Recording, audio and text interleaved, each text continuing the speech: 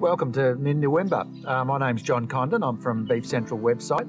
With me here today I have Nick Cameron and Euan Murdoch from Nindooinbah. And our guest joining us today for a casual chat is David Crombie. David, as many of you will remember, is a former chairman of Meat Livestock Australia. He also chaired the Steering Implementation Committee for Meat Standards Australia back in the 1990s, and he's also a beef producer from the Warwick district in southern Queensland. So welcome, David. Thanks, John. It's now 11 years since you finished as MLA chairman, so there's been some water under the bridge. How have the industry challenges changed over the last decade since your direct engagement as chairman? Oh, look, there's a lot of challenges out there, John. I think the biggest challenge that we faced when I was at Meat and Livestock Australia, and we're still facing as an industry, is just turning the big ship around and facing towards consumers. I think, for a very long period of time we produced what we liked producing, and it was somebody else's responsibility to take it. But I think we've really changed. All of Australian agriculture is changing, and the beef industry, I think, has probably led the charge, but there's still a long way to go. We've really got to get away from averages in our industry. In our industry, we punish the good producers and we reward the bad ones. Well, it should be the other way around. We should be getting clear signals from the customer, transferred right through to the producer, with everybody in the supply chain being aware of it. So I just, this opening up of supply chain and the flow of information is critical if we're going to move forward as an industry. Euan, have you got some questions for David? No, I'd have to agree with most of what David's saying. One of my observations as a late entrant, for want of a better word, is the industry's not used to 1 + 1 = 3. It's more along the lines, I'll get half from David and I'll end up with 1.5, and that's a successful outcome. Well, that's not. That's a win-lose. So I think transparency along the supply chain is absolutely critical. That's how we can, pick up what David's saying, connect with the consumer. The industry's got to be market focused. Simple as that. What does the consumer want? Track that back through. So, we've seen what's happened in the last 11 years is nothing to what we'll see in the next 10. The traditional tools, you are a technically minded person. The tools that we've had at our disposal for a long time, like breed plan, there's a whole suite of new tools coming forward in terms of genomics, gene editing, some of these tools. What's your expectation about the next 10 years in terms of where the ability to genetically select cattle more efficiently, more swiftly, how quickly is this going to bear down on us? Well, I might answer that question in two parts. First part by me, the second part by Nick. We work with a number of universities, a number of major corporate pastoral groups, veterinary pharmacos, and sort of other stakeholders in the industry. We've got 17 collaborations going on at the moment, all focused on basically the genetics and the genomic sort of factor, and how can we change that. In 10 years' time, we'll be able to radically change and deliver to producers far superior genetics.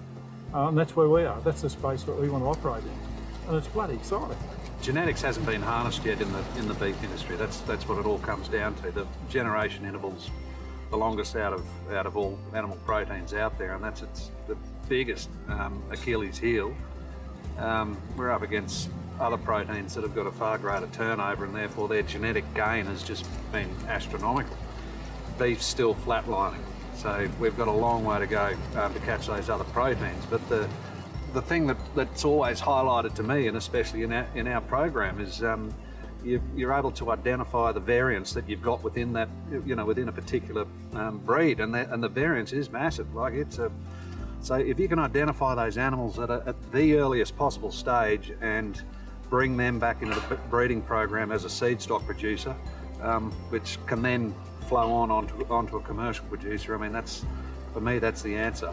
Bulls will be the delivery system, but producing those bulls will have a totally different slant in the future.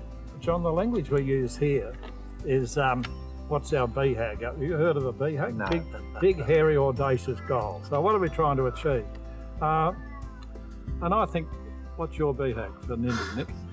My BHAG is to have genomic equations at a high enough accuracy that we can go down into embryos and start drafting embryos at 7-day-old embryo stage. If you can do your first draft at that point, that it's a times 10 factor instantly on traditional cattle, or even using modern technologies that are out there at the moment, like breed plan, times 10, bang.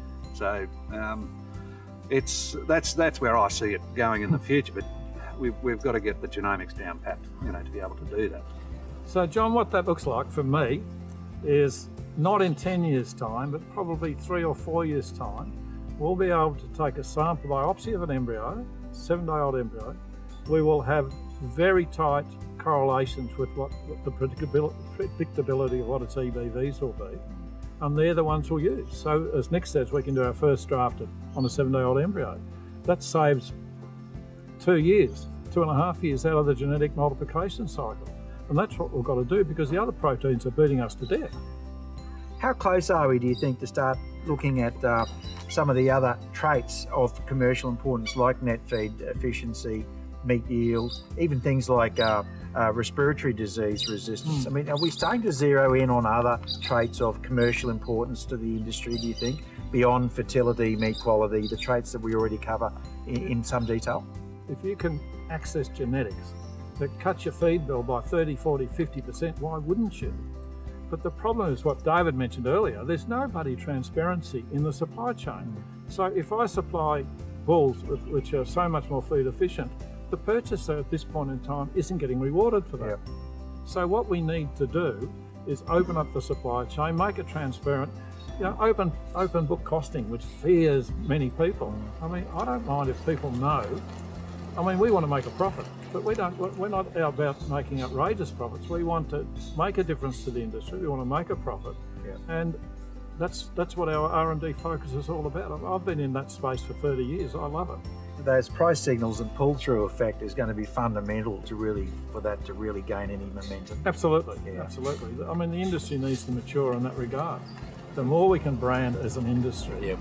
the more we can take away the variables. The more commodity focused we are, the worse we are. I mean, boom bust is not a way for building a sustainable industry. I mean, in the domestic market, it's much more difficult to brand in Australia because of the control of the supply chain by Woolies and Coles. But internationally, there's a great opportunity for us to brand well. And that's what David's going to do. And it's more than just putting the same old stuff in a different coloured box. I mean, what Euan says is absolutely right. If we're going to lock into commodities, we're shot, because there are plenty of people around the world that have got a lower cost base than we have, and unless we differentiate what we do and position it with people who are prepared and capable to pay more, Yes. and they do exist. I mean, the emergence of that middle income population in the growing economies of Asia, I mean, there is a real opportunity.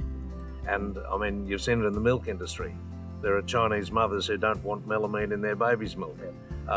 There are all sorts of examples. So Euan, Nindy now as a business project has been in place about 13 years, producing genetics on an industrial scale, if you like, elite genetics using modern technologies. Has the business model changed much over that 13-year period? We've put together a team of some really good scientists and some really good scientists, academics, producers, and said, okay, what's our goal? What's our BHAG? And our BHAG is, in 10 years' time, we want to be able to supply our clients, and the industry can access that technology to just, put turbocharged genetic change in the industry. So, I mean, from an economic reason and also from a social reason, we've got to improve our game. And that's what we're trying to do. We'd have the best, most sophisticated data management system in our industry in the world. And we've had visitors from geneticists who've said that to us. They just shake their head and say, look, there wouldn't be any other people that would have the depth of genetic knowledge that you've got here in records of our cattle. That's what it's all about. And you need the numbers to, genetics is all about numbers. So Yes. it's part of the equation. So if you don't have the population there, change is slow. Doing your good is better and your better is best. Good help. That's it.